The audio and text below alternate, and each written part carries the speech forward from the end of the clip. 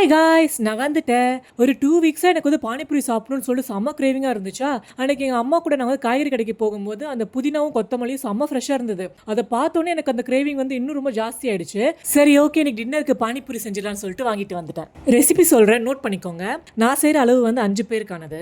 ஒரு குக்கரில் 4 உருளைக்கிழங்கு ஹாஃபாக கட் பண்ணி உப்பு மஞ்சள் போட்டு 3 விசில் விட்டுருங்க.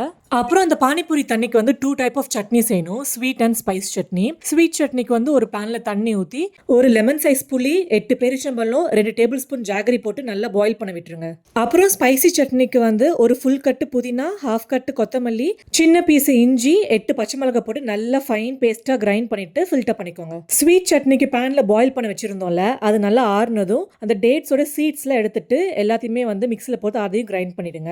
இப்போ உங்களுக்கு எந்த அளவுக்கு ஸ்வீட் அண்ட் ஸ்பைஸ் வந்து பேலன்ஸா இருக்கணுமோ அந்த அளவுக்கு ஸ்வீட் சட்னியை வந்து இந்த ஸ்பைசி வாட்டர் கூட ஆட் பண்ணிக்கணும். நான் வந்து எல்லா ஸ்வீட் சட்னியுமே வந்து ஆட் பண்ணிக்கிட்டு எனக்கு கரெக்டாக தான் இருந்துச்சு. இப்போ அதில் கொஞ்சோண்டு உப்பு, 1/4 teaspoon chaat masala and spice and ஸ்வீட்டுக்கு ஏற்ற மாதிரி நம்ம வந்து வாட்டர் வந்து ஆட் பண்ணி டேஸ்ட் வந்து பேலன்ஸ் பண்ணிக்கணும். இது முடிச்சுட்டு கண்டிப்பாக வந்து ஃபில்டர் பண்ணிக்கோங்க இன்னொரு வாட்டி. அந்த பாயில்டு பொட்டேட்டோ ஸ்கின் பீல் பண்ணிட்டு கொஞ்சோண்டு சில்லி பவுடர் போட்டு நல்லா ஸ்மாஷ் பண்ணிட்டு ஆனியன் அண்ட் கொரியாண்டர் வந்து ஃபைனாக சாப் பண்ணி லாஸ்ட்டாக அந்த பூரி வந்து வறுத்து எடுத்தோம்னா எல்லா வேலையும் முடிஞ்சிருச்சு. ஃபைனலாக அந்த பானிபூரி சாப்பிடும் போது என்ன மாதிரி ஒரு டேஸ்ட்டு, செம்ம சூப்பராக இருந்துச்சு. நீங்கள் கண்டிப்பாக ட்ரை பண்ணி பாருங்கள். என்னை வந்து ரொம்ப தேங்க் பண்ணுவீங்க.